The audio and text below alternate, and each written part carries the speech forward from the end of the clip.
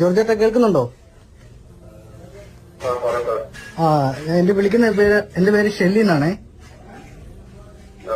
അപ്പം ഇതുപോലെ താങ്കൾക്ക് മുലപ്പാൽ ആവശ്യമുണ്ടെന്ന് പറഞ്ഞിരുന്നു. അപ്പം അത് തരാൻ വേണ്ടി വിളിച്ചതായിരുന്നു. എവിടെ കൊണ്ടുതരണം? അല്ല, നമ്മളിപ്പം മുലപ്പാൽ ഇപ്പം നമ്മുടെ കയ്യിൽ ആവശ്യത്തിനുണ്ട്. അപ്പം ആവശ്യമുണ്ടെങ്കിൽ നമുക്ക് കൊണ്ടു തരണ്ടേ? അറിയാതെ പറ്റിപ്പോയ അബദ്ധമാണ്, ക്ഷമിക്കും. ഞാൻ അത് പറഞ്ഞിരിക്കും. കടി കിട്ടി ഞാൻ ഹോസ്പിറ്റലിൽ പോകണം, ഇല്ലെങ്കിൽ പോയി ആ കലാവിനെ കണ്ടിട്ട് സംസാരിക്കണം എന്ന് പറഞ്ഞാൽ വണ്ടി വിളിച്ച് ഇങ്ങനെ വെയിറ്റ് ചെയ്തിരിക്കുന്നത്.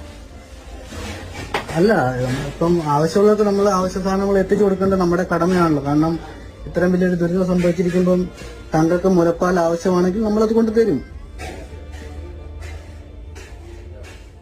ഹലോ, ഞാൻ എന്ത് വേണമെങ്കിൽ നിങ്ങൾ പറയാം. നിങ്ങൾക്ക് എന്ത് വേണം, ക്ഷമ വേണമെങ്കിൽ എങ്ങനെ ലൈവിൽ വന്നിട്ട് എന്ത് വേണം പറയാൻ.